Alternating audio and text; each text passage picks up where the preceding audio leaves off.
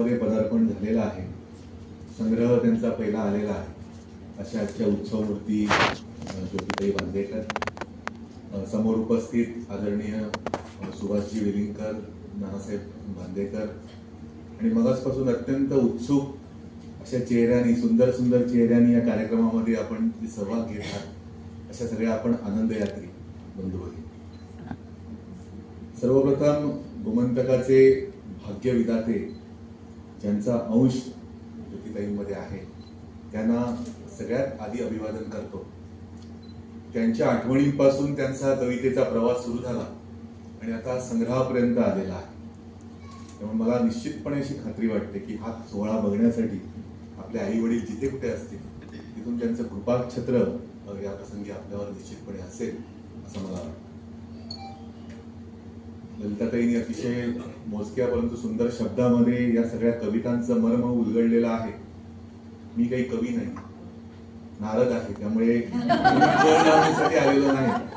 परंतु या कवितेचं एक रसिक म्हणून मला जे काही वैशिष्ट्य आवडली की आपल्या पुढे मांडण्याचा मी प्रयत्न करणार. ज्योतिताई मगाशी मुलाखतीमध्ये म्हणाल्या की वयाच्या 12व्या-13व्या वर्षी त्यांचा कवितेचा प्रवास सुरू झाला आणि आई वडिलांपासून सुरुवात करून हा कविता संग्रहापर्यंत आलेला आहे. वडिलांचा उल्लेख त्यांनी देवदूत असं त्या गोपाळ गणपतीवरच्या कवितेमध्ये केलेला आहे. आणि खरोखरच या गोमंतकामध्ये सामान्य जनांना जर कोणी आवाज दिला असेल, सामान्य जनांना प्रतिष्ठा दिली असेल, गोव्याचा भक्कम पाया रचला असेल तर भाऊसाहेबांनी रचलेला आहे. आणि त्यांच्यापासून त्यांच्यासारखं सुसंस्कृत असं व्यक्तिमत्व घेऊन ज्योतिताई, त्यांचं मागचं पुस्तकही मी वाचलेलं आहे, भाऊ आठवांचा पारिजात, आणि आमच्या कोमरपंत सरांनी त्या पुस्तकाविषयी चिररुचिर लेखन असा उल्लेख त्याच्यात केलेला आहे. आणि खरोखरच अत्यंत सुंदर असं लेखन, गद्य लेखन त्या संग्रहामध्ये त्यांनी केलं होतं. आणि आता कविता संग्रह स्वच्छंद, जे स्वतःच्या इच्छेनुसार जो जगतो ते स्वच्छंद जगणं असं आपण म्हणतो. त्यामुळे अशा प्रकारचा सुंदर कविता संग्रह घेऊन ते आपल्याकडे आलेला आहे. त्यामुळे याची काही वैशिष्ट्य प्रस्तावनेमध्ये माझ्या आवडत्या गझलकार गोव्यातल्या राधा भावे यांनी नमूद केलेली आहेत. राधाताई स्वतः आज उपस्थित नाही. त्यांच्या अनेक गझला प्रसिद्ध आहेत. दुःखाबद्दल त्या म्हणतात की दुःखालाही चिमटीमध्ये धरता येते आणि त्याचे फुल पाखरू करता येते. त्या कवितांमधून सुद्धा अशाच प्रकारे वैयक्तिक जीवनामधल्या व्यथा वेदना ज्या असतील त्यांना फुलपाखरांचं रूप ज्योतिताईंनी दिलेलं आहे. प्रस्तावनेमध्ये राधाताईंनी असं म्हटलेलं आहे की या कवितेत कुठलाही आविर्भाव नाही, उतावीळपणा, आग्रह नाही आणि व्यक्त होण्याची प्रामाणिक उर्मी असा उल्लेख त्यांनी केलेला आहे.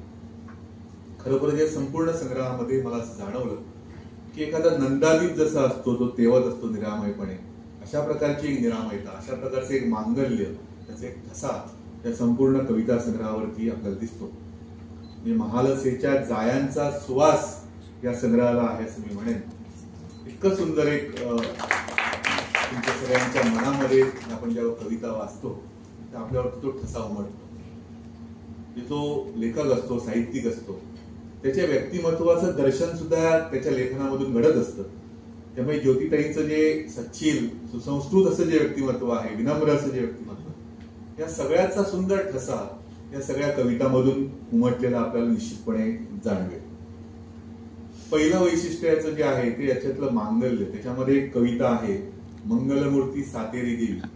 म्हणजे पहाटे पहाटे शेजारच्या मंदिरामधून, सातेरीच्या मंदिरामधून येणारा सुवास, तिथलं काकड आरतीचे स्वर, तिथलं सगळं तो चंदनी परिमळ, या सगळ्यातून त्यांच्या मनावरती उमटलेल्या त्याचे जे परिणाम जो त्यांच्या मनावरती होतो त्याचं वर्णन त्या कवितेमध्ये केलेले. दिवसाची अत्यंत प्रसन्न सुरुवात कशी होते हे त्या कवितेमध्ये त्यांनी म्हटले. त्याच्यात ते असं लिहितात आणि ते शब्द मगाशी लालूस शब्द त्यांनी सांगितला, तर याच्यात त्यांनी शब्द वापरलेला आहे की अधमुऱ्या झोपेतून येणारी जाग. असे अनेक शब्द आहेत. म्हणजे आपल्याला या कवितांचा आस्वाद जर घ्यायचा असेल तर अशा एकेका शब्दाकडे जर आपण लक्ष दिलं तर त्याचं सौंदर्य आपल्याला कळेल असं मला वाटतं. मंदिरातल्या घंटांना कानावर येताच त्यांनी असं म्हटलेलं आहे की अंतर्मनातील विजलेली वात लावतो. तो घंटानाद जो असतो ना, अंतर्मनातली विजलेली वात लावतो. हे सगळं ह्या कवितांचं सौंदर्य हे अशा शब्दामध्ये, अशा ओळीमध्ये आपल्याला दिसेल. त्यामुळे हे मंगल वातावरण जे आहे ते घायाळ मनाला ऊर्जा देतं असं त्यांनी म्हटलेलं आहे. आणि कुठलीही एखादी स्त्री जेव्हा लेखन करते, निश्चितपणे तिच्या व्यथा, तिच्या वेदना त्याच्यातून प्रकट होत असतात. मग ते गद्यलेखन असो, कविता असो. स्त्री हृदयाची जी ही वेदना आहे ही अपरिहार्यपणे या संग्रहामधून सुद्धा व्यक्त झालेली आहे. हे मुख आक्रंद नसतं. अनेकदा स्त्री शोषिक असते आणि अत्यंत कुठेही त्याचा आपल्या दुःखाचा, वेदनांचा, व्यथांचा बडीवार न करता ती सगळं सोसत असते. ते सगळं या कवितामधून आपल्याला दिसेल. पण या संघर्षाला सामोरं जाताना तुझं आहे तुझं पाशी समज सुद्धा एक परिपक्व समज त्यांच्यापाशी आहे. त्यांची कविता आहे आयुष्यावरती. ते असं म्हणतात, कसं आहे आयुष्य? रखरखीत उन्हाचे चटके सोसत उभं राहणार, वादळ पावसाचे तडाखे झेलणाऱ्या सूर्यफुलागत आयुष्य. सूर्यफूल जे असतं ना, कधी वादळ वारा आला, पाऊस झाला, ते मान खाली टाकतं. परत दुसऱ्या दिवशी जेव्हा सूर्य उगवतो ते सूर्याच्या दिशेनं झेपावत असतं. अशा प्रकारची समर्पक उपमा त्यांनी दिलेली आहे. पुढची ओळ बघा, सुखदुःखाच्या हिंदोळ्यावर हेलकावे घेणार. सुखदुःखाचा हिंदोळा म्हणजे झोपाळा जो आहे, हेलकावे जो घेत असतो. तर सुख एकीकडे दुःख आहे आपल्या जीवनामध्ये, एकीकडे सुख, एकीकडे दुःख. त्या हिंदोळ्यावरती आपण हेलकावे घेत असतो. ते एका ओळीमध्ये सगळा आशय त्यांनी मांडलेला आहे. सहनशीलतेची शाल कवटाळू. एक शाल आपण कधी घेतो? आपल्याला जेव्हा गारठा लागतो आपल्या शरीराला, आपण शाल पांघरतो. तसे हे सगळं दुःखाचं, दुःखमय जे अनुभव असतं ना, सहनशीलतेची शाल कवटाळून निमूटपणे दुःखाला सामोरं जाणार. हे काळजाच्या खोल कप्प्यातलं दुःख अशी कविता आहे. त्याच्यामध्ये अशी शब्दामध्ये, ओळीमध्ये या संग्रह सौंदर्य आपल्याला दिसेल. गेलेल्या भूतकाळाबद्दलचं प्रेम, ते सगळं आठव जो आहे त्यातून त्या हळव्या होतानाही काही कवितामध्ये दिसतात. म्हणजे भूतकाळातले विरून गेलेले फुलपंखी क्षण जपण्याचा एक प्रयत्न या सगळ्या संग्रहामधून दिसतो. आईवरती त्यांची कविता आहे. आई, त्यांना असं वाटतं की आईने स्वप्नात यावं, तिच्या कुशीत शिरावं आणि तिचं वात्सल्य स्पर्शानं तिनं आपल्याला परत जवळ घ्यावं. हे आपल्याला प्रत्येकाला वाटत असतं. वयाची एक ठराविक वय उलटून गेल्यानंतर आपली आई, तिच्या आठवणी मनामध्ये जाग्या होत असतात. भावंडांबरोबर त्यांच्या मधुर संगतीत गायलेली शुभंकर होती, त्याचा उल्लेख एका कवितेमध्ये येतो. हे सगळं शुभंकर अशा जीवनाची ओढ या कवितामधून आपल्याला दिसते. ती मायेची माणसं कधीच मागे राहिलेली आहेत, सगळी दूर निघून गेलेली आहेत. अशा वेळी त्यांचा आठव करणं आणि त्या एक थोडं स्मरण व्याकुळता ज्याला म्हणता येईल, अशा प्रकारच्या कविता आपल्याला याच्यामध्ये दिसते. त्या म्हणतात आयुष्याबद्दल, आयुष्य एक कोड न सुटणार, तरी सोडवत बसा म्हणत गुंगून ठेवणार. अशा अनेक हे सौंदर्य ना असं पाकळ्या असं उलगडाव्यात, तसं आपल्याला उलगडल्या तरी त्या कवितांचा खरा आस्वाद आपण घेऊ शकाल असं मला वाटतं. एक व्यक्त होण्याची अनिवार्य उर्मी या सगळ्या कवितांमधून दिसते काव्यलेखनामध्ये. म्हणजे जो मगाशी ज्या व्यथा वेदनांचा मी उल्लेख केला त्याच्यातनं गुदमरलेला श्वास मोकळा कसा होतो, हा शब्दावाटे मोकळा होतो. मगाशी शंकर रामायणींचा आपण उल्लेख केला. शंकर रामायणी एका कवितेमध्ये असं लिहून जातात, पुरी फुटलेल्या दुःखाचे शब्दांनी पुशिले डोळे.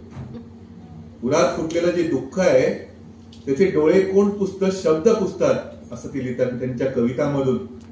हे सगळं त्यांचं एकट्याचे गाणे, एकट्याने गावे, दुःख पुसलेलं आहे असं त्यांनी कवितेमध्ये लिहिलेलं आहे. त्यामुळे अशाच प्रकारचे भावभावनांचे कल्लोळ, ती उचंबळ, हे उधाण या सगळ्या कवितांमधून आपल्याला दिसेल. आणि स्वतःच्या अस्तित्वाची जाणीव जेव्हा होते तेव्हाच तो आत्मस्वर साहित्यिकाला, लेखकाला, कवयित्रीला गवसत असतो. अशा प्रकारचा आत्मस्वर त्यांना गवसलेला आहे. आणि झेप ही कविता आहे त्यांची, त्याच्यामध्ये त्यांनी त्याचा उल्लेख केलेला आहे.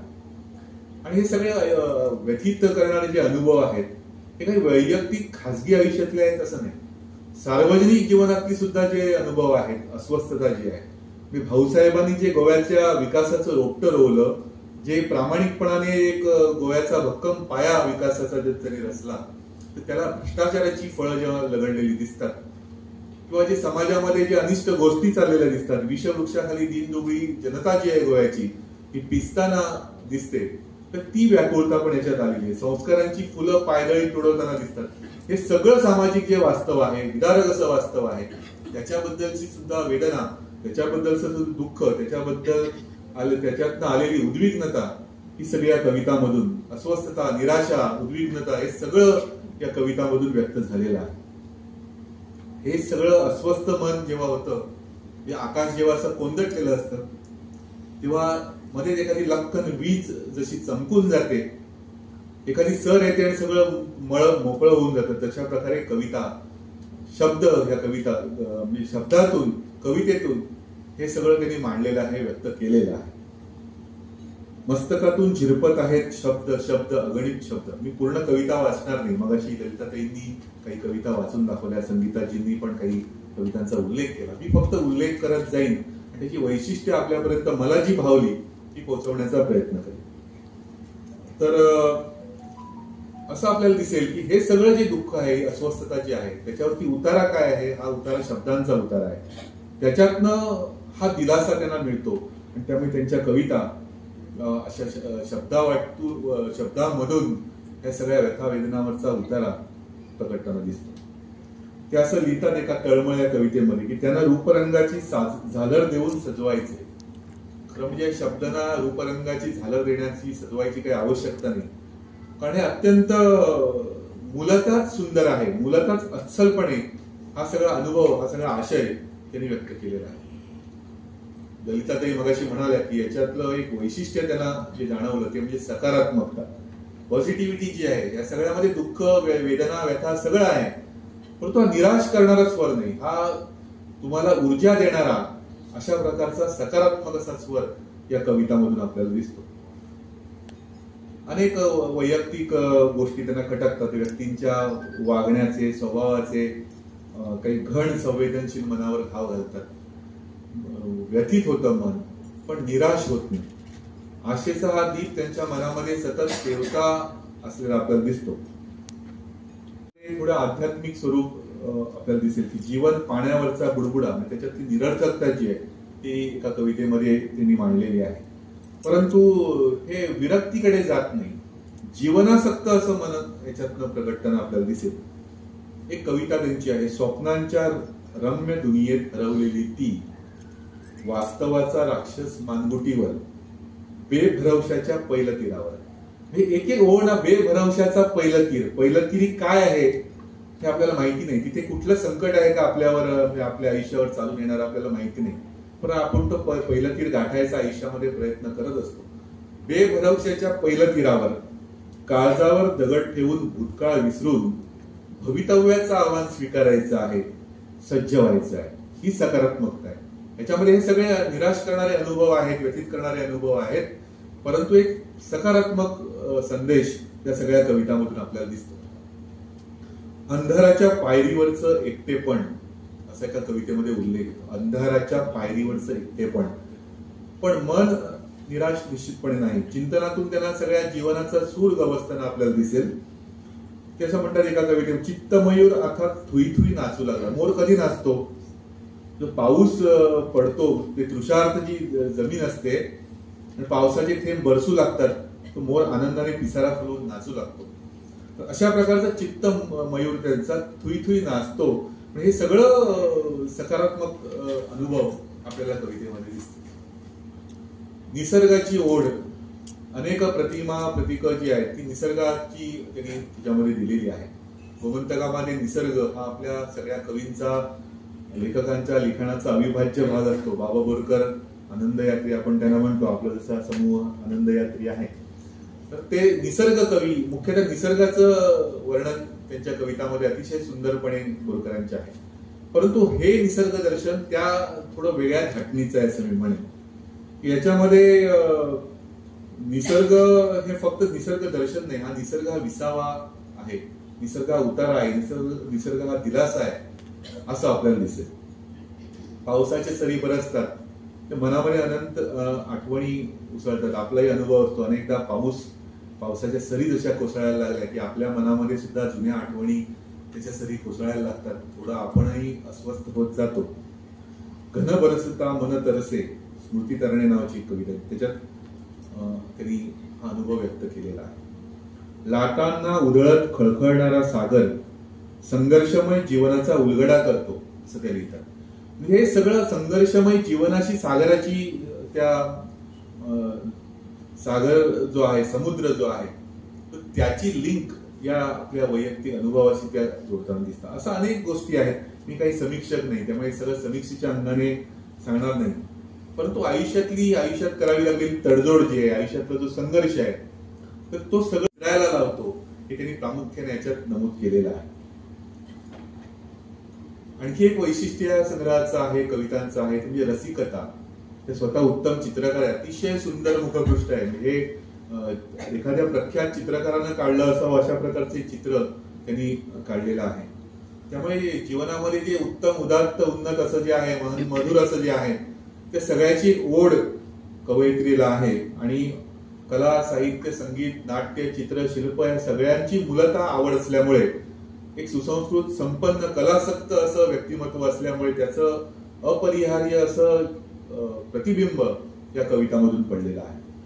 इथे असं लिहितात एका कवितेमध्ये, मधुर गीताचे स्वर अंतरीचा गाभारा पुलकित करतात, अंतरातला गाभारा पुलकित करतात आणि त्याला नवे डुमारे फुटतात. त्यामुळे अशा अनेक गोष्टी आहेत सांगण्यासारख्या. स्वच्छंद जीवनाची मगाशी तिने पाखरू कवितेचा उल्लेख केला. एका कवितेमध्ये त्या पाखराला विचारतात की एका दिवसासाठी मला तुझे पंख देशील. म्हणजे पंख द्यालेलं पाखरू जसं वरून सगळं एक या सगळ्यापासून मुक्त होऊन विहार करतं, अशा प्रकारचं हे सगळं जो कोलाहल आहे आपल्या जगण्यामधला, त्याच्यापासून दूर जाऊन एक थोडं वेगळं जीवन जगण्याची उत्कंठा, त्याची एक आस या कवितामधून व्यक्त होताना आपल्याला दिसेल. ते असं लिहितात की जे जे रम्य त्या सर्वांचा आस्वाद अजून मला घ्यायचा आहे. आयुष्यात चढाव आहे पण थोड्या अवधीचं मागणं आहे. म्हणजे चढाव आहे आपल्या आयुष्यामध्ये, पूर्ण चढावच आहे, परंतु थोडा अवधी पाहिजे आपल्याला, थोडी उसंत पाहिजे की कुठेतरी 2 क्षण तिथे थांबून पुढचा प्रवास करण्याची ताकद, त्याचं बळ मिळवण्याची त्यासाठी उसंत आपल्याला द्यावी, असं मागणं ते करतात. असं एक म्हटलं जातं, असा एक सिद्धांत आहे की माणूस हा आयुष्यात त्याच्यात जे कठीण प्रसंग येतात, विपरीत अनुभव त्याला येतात, किंवा त्याने दमन केलेल्या ज्या भावना असतात, त्याची प्रतिक्रिया म्हणून तो सर्जनशील बनतो, असा एक सिद्धांत आहे कलेवर. म्हणजे अनेक म्हणजे कवितेला तर असं म्हटलं जातं, कविता हे वेदनेचं गाणं आहे. त्यामुळे हे सगळं, कविता हा दिलासा आहे. त्यामुळे त्या मगाशी संगीताताईने जो उल्लेख केला, कुठे होतं हे सारं, हे कुठे होतं इतक्या वर्षानंतर, हे कवितेच्या माध्यमातून, शब्दांच्या माध्यमातून हे सगळे अनुभव, त्याच्यावरचा उतारा आपल्याला सापडला, याचा जो आनंद आहे ना, तो या कवितेमध्ये त्यांनी व्यक्त केलेला आहे. अंतर्मनात दडून राहिलेल्या भावनांना उजाळा मिळताच माझ्यातल्या मीची जाणीव झाली. राखेतून फिनिक्स पक्षानं झेप घ्यावी तसं सुप्त कवच उघडलं गेलं आणि कवितेचं गोजिरवाणं पुष्प उदयास आलं, असा वैयक्तिक अनुभव त्यांनी याच्या मनोगतामध्ये लिहिलेला आहे. कविता हा एक अपूर्व आनंद देणारा असा अनुभव आहे, याचा साक्षात्कार कवयित्रीला झालेला आहे आणि या सगळ्या कवितांमधून तो प्रकटताना दिसतो. त्यामुळे काट्याकुट्यांच्या आयुष्यामध्ये कवितेच्या रूपानं एक लाल कुसुंबी फुलांची पाऊलवाट गवसली व्यक्त होताना दिसतो. एका कवितेमध्ये ते लिहितात की आताशा शब्द माझा पाठलाग करतात, कविता लिहिण्यासाठी आर्जव करतात. शब्दच त्यांच्या मागे लागतात की हे सगळं व्यक्त होण्यासाठी शब्द आपल्या मागे लागलेले आहेत आणि आपल्याला आर्जव करत आहेत, विनंती करत आहेत, असं अशी भावना त्यांनी व्यक्त केलेली. शब्द मनाभोवती फेर धरून नाचू लागते. कविता लिहिणं काही सोपं नाही. त्यांनी एका कवितेमध्ये तर त्यांनी लिहिलेलं आहे की त्या गच्चीमध्ये बसलेल्या असतात आणि गच्चीमध्ये समोर एक चिमणी घरटं विणत असते आणि त्या बघत असतात आणि ह्या कविता लिहायला बसलेल्या असतात. चिमणीचं घरटं करून पूर्ण होतं, परंतु कविता काही पूर्ण होत नाही. ही सोपी सहज साध्य अशी गोष्ट नाही. कवितेला असं म्हटलं जातं की आकाशाची वीज आहे, ती हाताला पकडायला जर आपण गेलो तर पोळण्याचा संभव, हात पोळण्याचा संभव जास्त असतो. त्यामुळे कवितेच्या वाटेला जाताना खूप काळजीपूर्वक गेलं पाहिजे. मी काही अधिकारवाणीने बोलू शकत नाही, मीनाताई समुद्र समोर आहे, त्यामुळे अशा कवयित्रींसमोर कवितेविषयी बोलणं धास्याचं आहे, मला कल्पना आहे. परंतु खरोखरच कविता हा गांभीर्यानं घेण्याचा विषय आहे, मी नेहमी सांगत असतो. कारण आपल्याकडे कवितेचं उदंड पीक येत असतं, त्यामुळे कविता एवढं सोपं नाही. तो एवढासा फॉर्म छोटासा जरी असला तरी ते अत्यंत प्रत्येक शब्द त्याला महत्व आहे. त्यामुळे त्याचं गांभीर्य ठेवून जर आपण कविता केली तर खरी कवितेपर्यंत आपण पोहोचू शकतो. कवी म्हणजे कसं असतं की कवीचा जो अनुभव असतो, त्याची जाणीवा असतात, त्याच्या कल्पना, भावना, हे सगळं जे वेळोवेळी त्याने अनुभव घेतलेले असतात कवीनं, असा एखादा क्षण येतो, असा एखादा दिव्य क्षण येतो की जेव्हा ते सगळं, त्याला स्टिम्युलस म्हणता येईल, चेतक असं मराठीमध्ये म्हटलं जातं, की तो असा एक क्षण येतो, दैविक क्षण, की ते कवितेचं रूप घेऊन प्रकटतं किंवा वाटे तो अनुभव प्रकटतो. आणि पॉल वॅलरीचं एक अवतरण रामायणीने आपल्या पुस्तकाच्या प्रस्तावनेमध्ये दिलेलं आहे. त्यांनी असं म्हटलेलं आहे की परमेश्वर आहे ना, तो कवितेची पहिली ओळ देत असतो आणि पुढची सगळी कारागिरी असते. एकच ओळ आपल्याला सुचते बघा कवितेची, एखादा मुखडा सुचतो आणि पुढचं मग आपण ते जुळवत नेत असतो. त्यामुळे हा दैविक क्षण असतो की हे कुठेतरी वरून ईश्वरी देणं असतं, जे कवितेतून आपल्याला प्रकट असतं. एखादं माती, आपल्याला माहितीये की मातीचं कवच फोडून एखादं साधं तृणाचं पातं वरती येतं, लवलवता असा कोंब वरती येतो, एवढं जाड मातीचा थर असतो, एवढंच पातं असतं, पण ते मातीचं कवच फोडून वर येत असतं. तशाच प्रकारे हा सगळा आपला अनुभव कवितेच्या रूपातनं एक सृजनाचा अंकुर, म्हणून त्याला आपण सृजन म्हणतो, तर अंकुर प्रकटत असतो. तर आणि कवितेला असं म्हटलं जातं की हा अनुभूतीचा गुच्छ असतो. म्हणजे जो वाचतो कविता तोही त्याची अनुभूती घेत असतो आणि तो आपल्या संदर्भामध्ये घेत असतो. आपल्या जगण्यामध्ये आलेले अनुभव असतील, आपल्या काही जुन्या आठवणी असतील, त्याचा आपण संदर्भ त्याला जोडत असतो, त्याच्यातनं त्याचा आस्वाद घेत असतो. म्हणजे मर्ढेकरांनी पद्मबंध असा त्याला शब्द वापरलेला आहे. त्यामुळे वाचकाला मिळणारा जो अनुभव आहे त्या कवितेतनं, त्याच्यावर जो होणार तोही तितकाच महत्वाचा आहे. एक मला उदाहरण या ठिकाणी द्यायला आवडेल की अनेकार्थक क्षमता असते कवितेमध्ये. अनेक अर्थ, एकेका ओळीचे अनेक अर्थ लावता येतात आणि प्रत्येक रसिक जो आपापल्या परीने वेगवेगळ्या प्रकारे अर्थ लावू शकतो. समीक्षक जे आहेत मराठीमध्ये, सुधीर रसाळ, त्यांनी एका कवितेचं काही ओळीचं उदाहरण दिलेलं होतं, मला ते खूप आवडलं. त्यामुळे आपल्यापर्यंत ते मी निश्चितपणे या ठिकाणी पोहोचवणार आहे. त्यांनी त्याचा तुम्ही अर्थ कसा लावता, तुमच्या मनामध्ये तुम्ही कल्पना करा. काही 4 ओळी आहेत फक्त. मनात नाही मुळीच माझ्या काही, फक्त वाजते आहे नितळ लाजरे ओले पाऊल.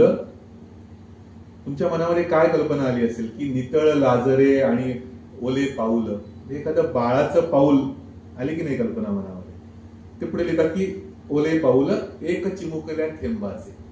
आपण बाळाची कल्पना केलेली असते, कारण आपल्या मनामध्ये ते सगळं असं येऊ की नको असं बघणारा तो बाळ, त्याचं ते लाजरं ओलं पाऊल, त्याच्यातलं पावित्र्य हे आपल्या मनामध्ये, असं आपल्या अनुभवांची आपण ते काढून बघत असतो. तर सगळ्यात शेवटी ह्या कवितेतली काही वैशिष्ट्य, जसं 2 शब्दांचा मग अशी उल्लेख झाला. फक्त एक म्हणजे हा कविता संग्रह आस्वादताना त्याच्या खऱ्या अर्थानं तुम्हाला एक आनंद मिळावा यासाठी फक्त काही उदाहरणं मी देईन. त्याच्यामध्ये जी आशय घनता जी आहे, अचूक भाव व्यक्त करण्याची जी क्षमता आहे कवयित्रीमध्ये, काही ओळी फक्त मी वाचून दाखवणार. बधिर मनानं अगतिकतेच्या पथावरून चालत राहिली, अंधुकशा भविष्याच्या पाठीवर आशेच्या रेघोट्या ओढत राहिली. हे किती सुंदर कल्पना आहे बघा. आपल्याला माहिती खारुताई असते, तिच्या पाठीवरती रेघोट्या ओढलेल्या असतात. अंधुकशा भविष्याच्या पाठीवर, जर पुढे भविष्य काय आपल्याला माहिती नाही, अंधुक आहे सगळं, पुढे काय घडेल आपल्याला माहिती नाही, त्याच्यावरती आशेच्या रेघोट्या आपण आयुष्यामध्ये मारत पुढे जात असतो. हे एका ओळीतून, एका ओळीत व्यक्त केलेला आहे. खोल उशासांसारखा वाहणारा वारा, उसासा आपण जो सोडतो तशा प्रकारच्या वाऱ्याचं वर्णन आहे. किती चपखल आणि मार्मिक असे वर्णन त्या कवितामध्ये आहे. आठवणींच्या झुमराला लगडून राहिलेले छोटे छोटे क्षण, त्यांचे चमचमते किरण. हे झुंबर आहे, त्या झुमराला लगडून राहिलेले छोटे छोटे क्षण जे आहेत ते चमचमते किरण आहेत. अशी कल्पना, असं हे सौंदर्य, हे एक एक ओळ जर आपण वाचली तर आपल्याला त्याचा आनंद घेता येईल. वादळ येऊन गेल्यावरचे एकूटवाणे झाड, अशी एक ओळ आहे. म्हणजे कणेर एक दिवस मुळासकट उखडणार आहे असा तो आशय आहे. आणि वादळ येऊन गेल्यावरचे एकुटवाणे झाड एकटे आणि केविलवाणे याच्यात तो एकुटवाणे असा शब्द त्या सहज लिहून गेलेला आहे. अशी ही गंमत सगळी आपल्याला या कवितामधून घ्यायची. त्यामुळे आपला मी खूप खरं वेळ घेतला, परंतु मला असं वाटलं की हे याचं सौंदर्य उलगडण्यासाठी या कवितेकडे या दृष्टीनं बघणं आवश्यक आहे. राधा भावेंनी आपल्या प्रस्तावनेमध्ये असं म्हटलेलं आहे, आदरीची जोड जर मिळाली तर सकस लेखनाची शक्यता त्यांनी व्यक्त केलेली आहे. ही कविता निश्चितपणे सकस आहे, उत्कट तर आहेच. आणि एवढी वर्ष ह्या कविता त्या लिहित आहेत 12व्या वर्षापासून, तरी त्या संग्रह काढण्यासाठी एवढ्या दीर्घकाळ थांबल्या. मला वाटतं हीच साधना आहे, साधना काही वेगळी नाही. त्यामुळे त्यांनी असं लिहिलेलं आहे की उत्स्फूर्तपणे मनात आलं, मी लिहित गेले, वाचनातून स्फूर्ती मिळाली, बुद्धीला चालना मिळाली. त्यामुळे ज्योतिताई, आपण हा व्यासंग, कवितेचा व्यासंग जो आहे तो असाच सुरू ठेवावा. हा उमळलेला जो झरा आहे आपल्या मनामध्ये तो असाच खळाळता राहावा आणि त्याच्यात असेच सुंदर सुंदर काव्यसंग्रह यावेत अशी अपेक्षा या ठिकाणी मी व्यक्त करतो. शब्दामध्ये खूप ताकद असते, शब्दांना आपल्या भावभावनांचे कण चिकटलेले असतात. त्याचा सौंदर्य, त्याचा आनंद तुम्ही घ्या, आम्हालाही द्या. आणि त्याच्यात तुम्ही एक कोटेशन दिलेलं रॉबर्ट फ्रॉस्टचं की miles to go before I sleep. पुढची वेळ आपल्याला माहिती आहे, I have promises to keep. त्यामुळे असं एक प्रॉमिस तुम्ही आम्हाला करावं, असं एक आश्वासन, असं एक वचन आम्हाला द्यावं की कविता लेखन तुम्ही असंच सुरू ठेवाल आणि असंच सुंदर संग्रह घेऊन परत आमच्या पुढे लवकरच याल अशी अपेक्षा या ठिकाणी व्यक्त करतो. आणि मला इथे बोलवलं, विचार मांडण्याची संधी दिली त्याबद्दल आपले आभार मानतो.